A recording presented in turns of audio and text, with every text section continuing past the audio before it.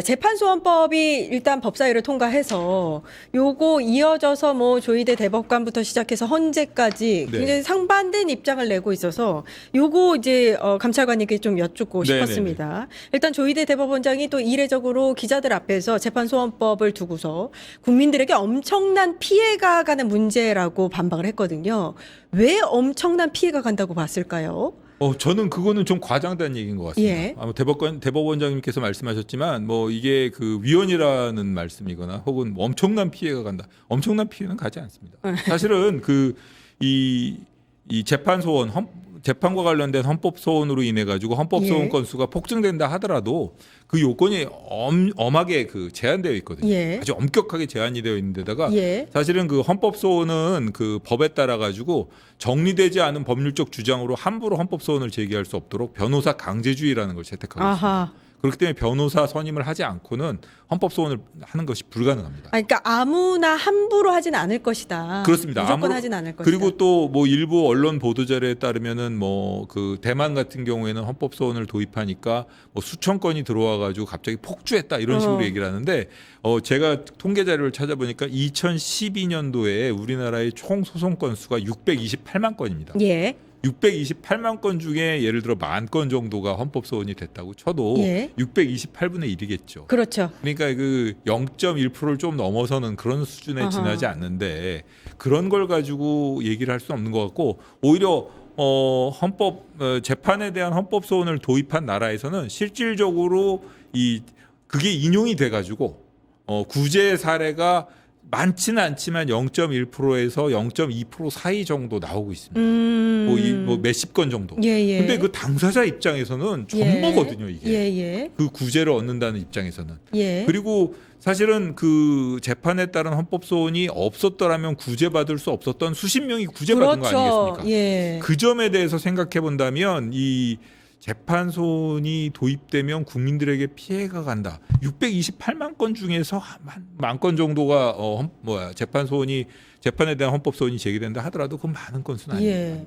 그리고 이게 조희대 대법원장이 굉장히 눈속임하고 있는 게 이거를 4심제로 밀어붙이고 있지 않습니까? 국힘도 그렇고요. 근데 일단 1심, 2심, 3심에서 항소를 하듯이 이게 항소하는 게 아니라 헌법적으로 국민의 기본권을 보호하기 위한 헌법 소원이기 때문에 완전히 다른 문제 아닙니까, 이거는? 그렇습니다. 3심제로 원칙적으로 끝나는 그렇죠. 거고요. 예. 특별하게 위헌적인 위헌적인 거. 그러니까 헌법재판소에서 위헌이라고 판단한 부분에 반하는 판결을 했다던가 명백히 헌법에 어긋나는 판결을 했다던가 그 재판 절차가 헌법에 명백히 어긋나는 경우 그런 경우를 구제하고 시정하겠다는 거기 때문에 그 사건의 실체를 보겠다는 게 아니에요. 예. 어떻게 보면은 헌법 위반 여부만 판단하겠다는 거기 때문에 어떻게 사심제라고 보기는 어렵고 헌법심이죠. 헌법심. 예, 그렇습니다. 예. 그리고 또 한편으로는 어떤 면이 있냐면은 결국은 건국 이래 계속 그 최고법원으로 사법부 최고 기관으로서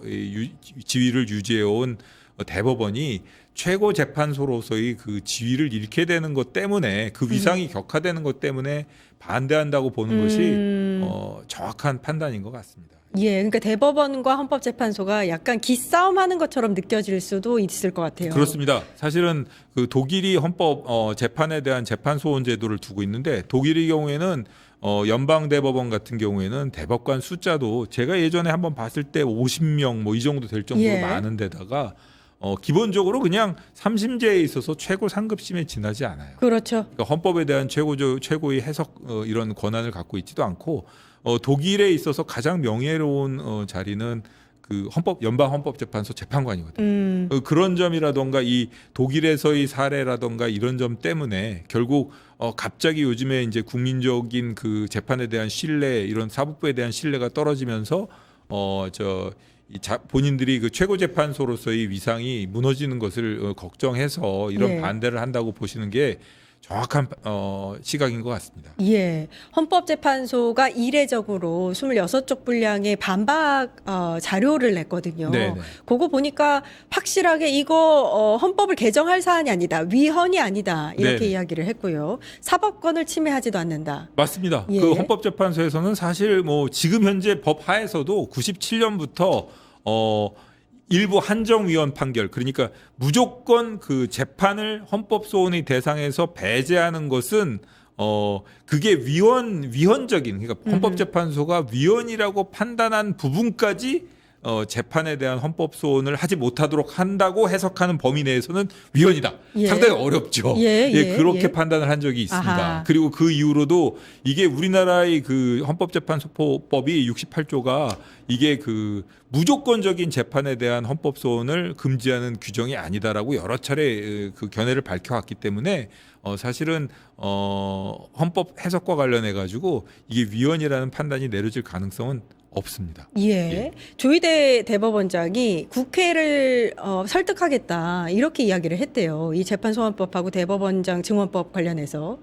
굉장히 이례적이지 않습니까? 이거야말로 사법권 독립을 외치는 조희대 대법원장이 이야기할 게 아니잖아요. 이건 입법권이잖아요. 예. 뭐 그렇게 볼 수도 있습니다. 예. 입법권의 문제이기도 하고 사실은 이 부분은 이게 왜 추진이 됐겠습니까? 국민에 대한 어떻게 보면은 그 판결의 설득력, 그 다음에 좀 이렇게 이 판결에 대한 신뢰가 무너지면서 사법부에 대한 신뢰가 무너지면서 이런 일이 생긴 것인데 그런 근원적인 문제, 사실은 그 국회를 설득하기에 앞서서 국민들에 대한 신뢰를 회복해야 될 문제거든요. 국민을 설득해야 그렇죠. 된다. 예. 그런데 그런 얘기를 안 하고 뭐 국민들에게 피해가 간다고 얘기하는데 그렇죠. 저는 제가 보기에는 그 헌법재판소 재판관분들의 업무량이 가중될 수도 있을 겁니다. 어느 정도. 왜냐하면 뭐 각하해야 될 것들은 다 각하해야 되니까요. 네.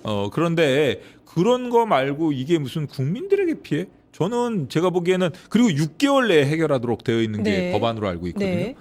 그런데 그걸 갖다가 뭐 그렇게까지 심각하다고 말씀하실 수 있을지 저는 의문입니다. 예. 그 대법관 그래서 증언해 준다는 거 아닙니까? 예. 그러니까 사법부의 불신, 이 신뢰가 바닥을 친 것을 생각하지는 못하고 본인들의 권한이 헌법재판소에 혹시라도 침해가 될까봐 지금 이러는 거 아닙니까?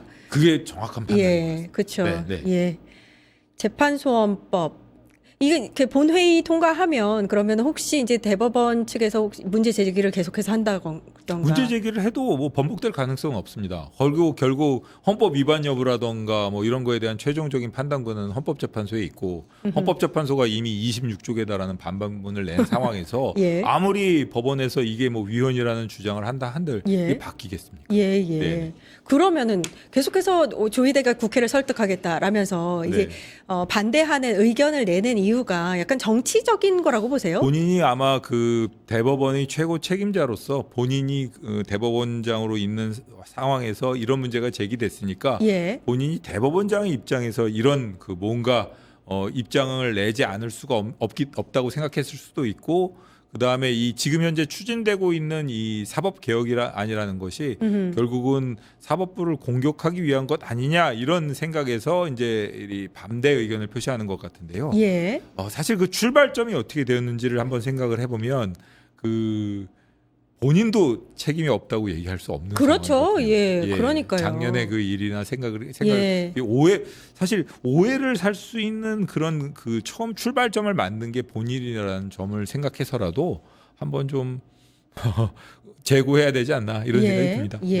네네. 요게 이제 만약에 헌법소원이 폭증한다면 헌재 결정 전까지 효력이 정지돼서 사회적 혼란을 초래할 것이다.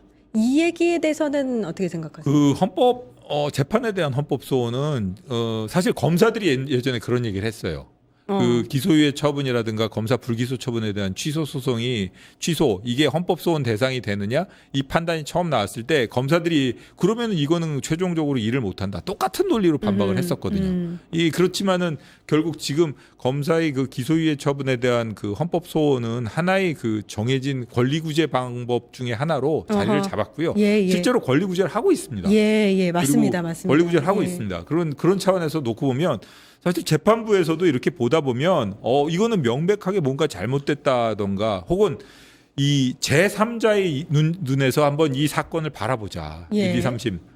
그리고 불만을 갖는 사람들이 있을 수 있거든요. 제3자의 눈에 볼 때는 이건 명백하게 어떻게 보면은 잘못된 판단이고 혹은 뭐 전관이라던가 이런 뭐 친분 관계가 작용했다던가 뭐 이런 여러 가지 의문을 품을 수 있는 사건들이 있을 수 있어요. 그렇죠. 그런 데 대한 그 구제 방법을 위해서라도 예. 이건 필요할 수 있습니다. 예. 예. 이 얘기도 있더라고요. 헌법소원 이 재판 소원이 실제로 이제 시행이 되면 윤석열과 김건희가 이걸 이용할 것이다. 오히려 이 얘기도 있더라고요. 그거는 바로 각하될 겁니다. 예, 예, 바로 바로 각하될 겁니다. 겁니다. 재판 소원 제기하지 마시기 바랍니다. 내부 보고서 여기까지 하겠습니다. 류혁 전 법무부 감찰관님 고생해 주셨습니다. 감사합니다. 예. 예, 곧바로 정치하다 언니들 찾아뵙겠습니다. 증권봉합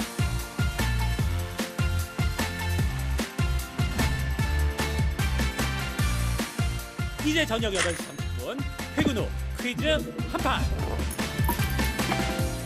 혼자 하지 마세요. 같이 해요. 매일 저녁 8시 30분 많은 참여 바랍니다.